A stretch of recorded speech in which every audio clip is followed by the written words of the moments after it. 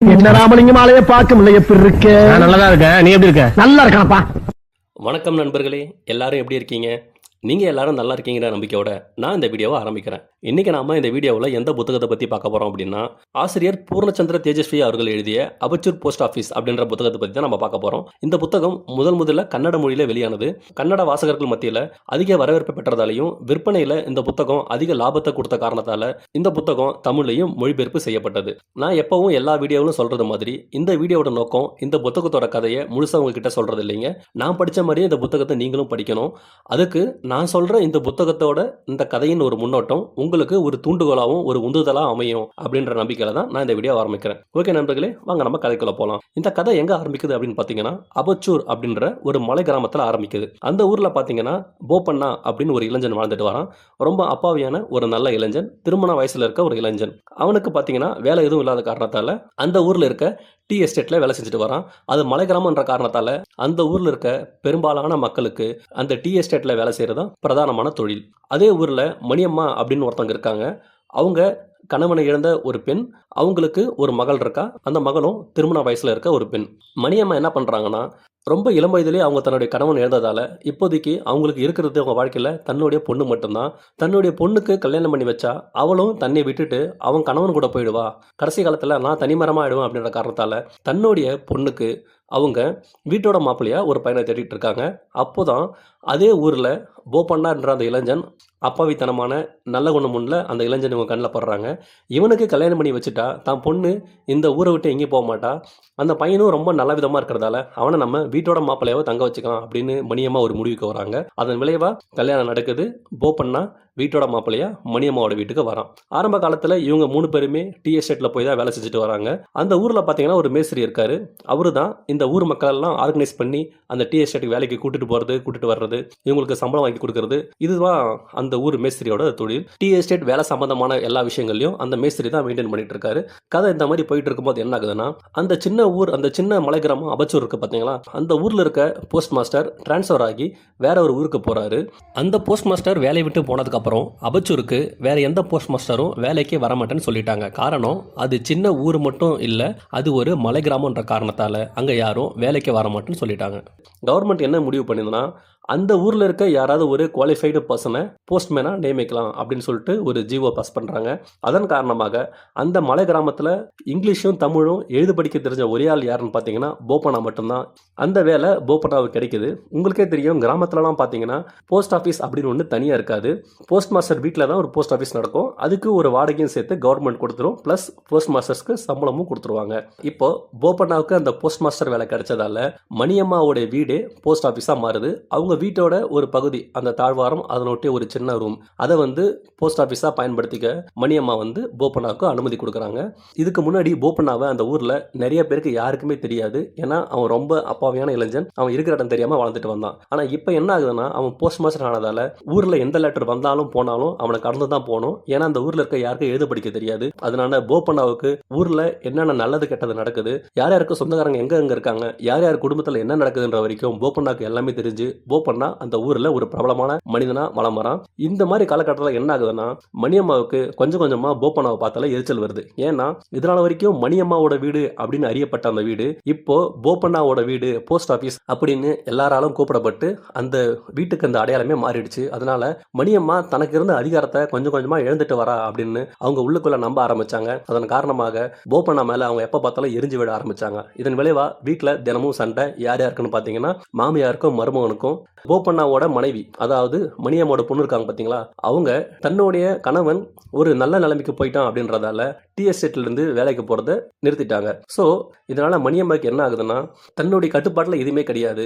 அதாவது இப்போ வீடும் போப்பண்ணாவோட கட்டுப்பாட்டில் இருக்க மாதிரி இருக்குது. தன்னுடைய பொண்ணும் அவன் புருஷன் சொல்றதை கேட்க ஆரம்பிச்சிட்டா. தனக்கு எந்த ஒரு இம்பார்ட்டன்ஸ் கொடுக்கறது இல்லை அப்படின்றதால மனசுக்குள்ளே இவங்க ரொம்ப குமுற ஆரம்பிக்கிறாங்க. அதனுடைய வெளிப்பாடு அவங்க கோபத்தினுடைய உச்சிக்கும் வெறுப்போட உச்சிக்கும் அவங்க போகிறாங்க. இப்படி நடந்துட்டு இருக்க இந்த காலத்தில் என்ன ஆகுதுன்னு பார்த்தீங்கன்னா, மணியம்மா தன்னால் முடிஞ்ச வரைக்கும் தான் மகள்கிட்ட போப்பண்ணாவை பற்றி இல்லாத பொல்லாததும் சொல்லி தினமும் போப்பண்ணாவுக்கும் அவங்க மனைவிக்கும் சண்டை உண்டு பண்ணுறதே வேலையாக வச்சுட்டு இருந்தாங்க. குடும்பத்தில் தினமும் சண்டை இப்படியே நடந்துட்டு இருக்கு. ஸோ போப்பண்ணா என்ன முடிவு பண்ணுறான்னா, நம்ம மாமியார் வீட்டில் இருக்கிறதால தான் இந்த பிரச்சனை நடக்குது, அதுவும் இந்த பிரச்சனை எல்லாமே நம்ம மாமியாரால தான் வருது, ஸோ பெட்டர் நம்ம தனி கொடுத்தனம் போகலாம் அப்படின்னு சொல்லிட்டு அவங்க ஒய்ஃப் கிட்ட வந்துட்டு போப்பண்ணா பேசிட்டு இருக்கான். இந்த விஷயத்தை கேள்விப்பட்டே மணியம்மா பிரச்சனையை ரொம்ப பெருசு பண்ணி பூதாகரமாக ஆக்கி அந்த வீட்டில் மறுபடியும் ஒரு பெரிய பிரச்சனை உண்டு பண்ணுறாங்க. இதனால போப்பண்ணாவுக்கு மன அமைதின்றது கொஞ்சம் கூட இல்லாமல் போகுது. இந்த மாதிரி சமயத்தில் என்ன ஆகுதுன்னா, அந்த ஊரில் மேஸ்திரி சொன்னோம் பார்த்தீங்களா, அங்கே இருக்க மக்களுக்கெல்லாம் வந்துட்டு டீ எஸ்டேட்டுக்கு வேலைக்கு கூட்டு வரது அவர் தான் பார்த்து பாருன்னு. அந்த மேஸ்திரிக்கு கல்யாண வயசில் ஒரு பொண்ணு இருக்கு. அந்த பொண்ணோட பேருக்கு ஒரு மொட்டை கடுதாசி அபச்சூர் போஸ்ட் ஆஃபீஸ்க்கு வருது. மொட்டை கடுதாசினா உங்களுக்கு தெரியும், பழைய படங்கள்லாம் பார்த்துருப்பீங்க. யாருக்கு அனுப்பணுமோ அவங்க ட்ரெஸ் மட்டும் தான் போட்டிருப்பாங்க, எங்கேருந்து வந்துச்சுன்ற விவரம் அதில் இருக்காது. அதான் மொட்டை கடுதாசி. போஸ்ட் ஆஃபீஸோட ரூல்ஸ் பற்றி உங்களுக்கு தெரியும். ஒரு குறிப்பிட்ட நாட்களுக்குள்ள அந்த லெட்டரை வந்து யார் வாங்கணுமோ அவங்க வந்து வாங்கிட்டு போயிடணும். சப்போஸ் அவங்க வாங்கலன்னா யார் அனுப்புனாங்களோ, அதாவது ஃப்ரம் அட்ரஸ்க்கு அந்த லெட்டரை வந்து திருப்பி அனுப்பிடணும். அதான் போஸ்ட் ஆஃபீஸோட ரூல்ஸ். ஆனால் இது மொட்டை கடுதாசி அப்படின்ற காரணத்தால் இது திரும்பவும் ஃப்ரம் அட்ரஸ்க்கு அனுப்ப முடியாது. இந்த சமயத்தில் என்ன ஆகுதுன்னு பார்த்தீங்கன்னா, அந்த ஊரில் மேஸ்திரி கொஞ்ச நாளாக ஏதோ அவங்க குடும்ப விசேஷம் காரணமாக அவர் குடும்பத்தோட வெளியூருக்கு போயிடுறாரு. அதனால் அந்த மேஸ்திரி வீட்டுக்கு இந்த லெட்டரை அவங்களால கொண்டு போய் சேர்க்க முடியல. குறிப்பிட்ட நாளை கடந்து போனதால் இந்த லெட்டரை போப்பண்ணா பார்த்தீங்கன்னா ஃப்ரம் அட்ரஸ்க்கு திருப்பி அனுப்பணும். அதாவது எங்கேருந்து வச்சு அவங்க திருப்பி அனுப்பணும். ஆனால் அதில் தான் அட்ரஸ் இல்லையே, அதனால திருப்பி அனுப்பாததால் அந்த லெட்டர் ரொம்ப நாளாக அந்த ஒரு சின்ன ஒரு பாக்ஸ் மாதிரி வச்சிருப்பாங்க. அதில் தான் அந்த ஊருக்கு அந்த லெட்டர்லாம் போட்டு வச்சிருப்பாங்க. அந்த ஒரு கடுதாசி மட்டும் அதிலே இருக்கு. அந்த போஸ்ட் ஆஃபீஸ் வந்துட்டு போகிறவங்களாம் பார்த்தீங்கன்னா, ஏன்பா அந்த லெட்டர் என்னதான் இது கொஞ்சம் படிச்சு காட்டேன், நம்ம மேஸ்திரி தானே, மேஸ்திரி வேற வெளியூருக்கு வேலையாக போயிருக்காரு, அவர் வந்தோன்னா நம்ம விஷயத்தை சொல்லிடலாம் அப்படின்னு சொல்லிட்டு இவங்க ஊர்க்காரங்களாம் கேட்டதால போப்பண்ணா அந்த கடுதாசியை பிரித்து படிச்சு காட்டுறான். அதில் பார்த்தீங்கன்னா அந்த மேஸ்திரியோட பொண்ணுக்கும் வேற ஒருத்தவங்களுக்கும் யாருக்கோ தவறான தொடர்பு இருக்கிறதா அந்த கடுதாசியில் வந்து எழுதியிருக்குது. இந்த விஷயம் பார்த்தீங்கன்னா ஊர் ஃபுல்லாக காட்டு தீயா பரவுது. எல்லாரும் அரசல புரசலா மேஸ்திரியோட பொண்ணு பற்றி தப்பா பேசிக்கிறாங்க. இந்த சமயத்தில் ஊருக்கு போன மேஸ்திரி திரும்ப குடும்பத்தோட வராரு. வந்தவொடனே இந்த விஷயத்தை கேள்விப்பட்டு ரொம்ப கோவப்படுறாரு. மேஸ்திரியும் அவர்களோட ஆதரவாளர்களும் வந்து போஸ்ட் ஆஃபீஸ் முன்னாடி வந்து சண்டை போடுறாங்க போப்பண்ணா கிட்ட. போப்பண்ணா எவ்வளோ எடுத்து சொல்றாரு, அது மொட்டை கடுதாசி, அதை நான் எழுதுனது கிடையாது, உங்க பேருக்கு வந்தது அப்படின்னு சொல்லிட்டு இவர் சொல்லிட்டு இருக்காரு.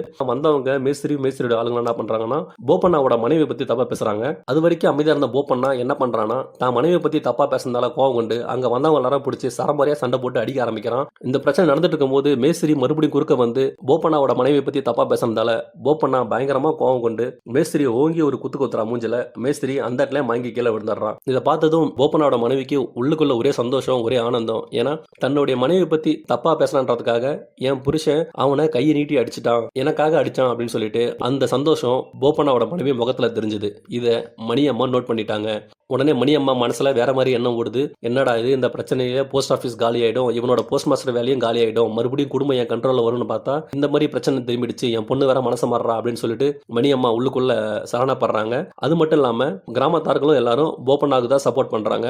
அதாவது வந்தது மொட்டை கடுதாசி, அதை நாங்க தான் படிச்சு காட்ட சொன்னோம், மொட்டை கடுதாசிக்காக வந்து போப்பண்ணாவு கிட்ட சண்டை போட்டா எப்படி அப்படின்னு சொல்லிட்டு ஊர்க்காரங்க எல்லாரும் போப்பண்ணாவுக்கு தான் சப்போர்ட் பண்ணி நிக்கிறாங்க. மணியம்மாவுக்கு இது கொஞ்சம் கூட பிடிக்கல. எப்படியாவது இந்த சண்டையோட போஸ்ட் ஆஃபீஸ் இழுத்து முடிவாங்க எதிர்பார்த்தாங்க. ஆனா நடக்கிறதுங்க வேற மாதிரி.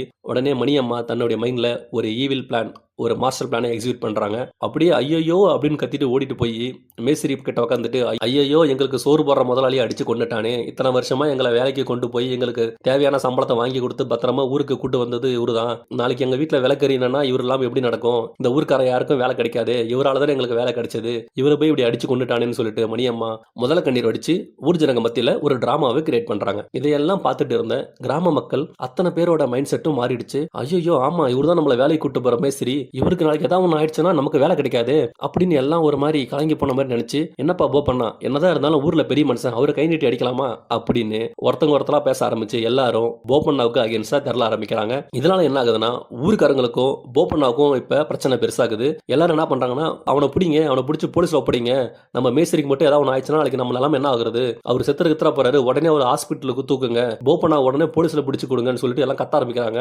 இதனால அங்க பெரிய தள்ளுமுள் ஏற்படுது. சண்டை பயங்கரமா வெடிக்குது. போப்பண்ணாவுக்கு தெரியுது பிரச்சனை கை மீறி போயிடுச்சு, இனிமே நம்ம அங்க இருந்தா இது நமக்கு சேஃப் இல்ல அப்படின்னு தன்னை பிடிக்க வந்த எல்லாரையும் சரமாரியா அடிச்சு தும்சம் பண்ணிட்டு அந்த ஊரை விட்டு ஓடிடுறான். இந்த பிரச்சனை நடந்து சில நாட்கள் போது போப்பண்ணா அங்க இந்த ஊர்ல இருந்து தப்பிச்சு போனவன் தான் திரும்ப அந்த ஊருக்கு வரல. மருத்துவமனைக்கு கொண்டு செல்லப்பட்ட பேஸ்திரி நல்லபடியா உடல் சரியாகி ஊருக்கு திரும்புறாரு. போப்பண்ணா ஊரை விட்டு போனதால அந்த ஊர்ல இப்ப அந்த போஸ்ட் ஆபீஸ் காலியா இருக்கு. மறுபடியும் அந்த வீடு போஸ்ட் ஆபீஸ் ஆஃபீஸ்னு சொல்லி அடைக்கப்படாமல் மணியம்மாவோட வீடு அப்படின்னு எல்லாரும் சொல்லி பேச ஆரம்பிக்கிறாங்க.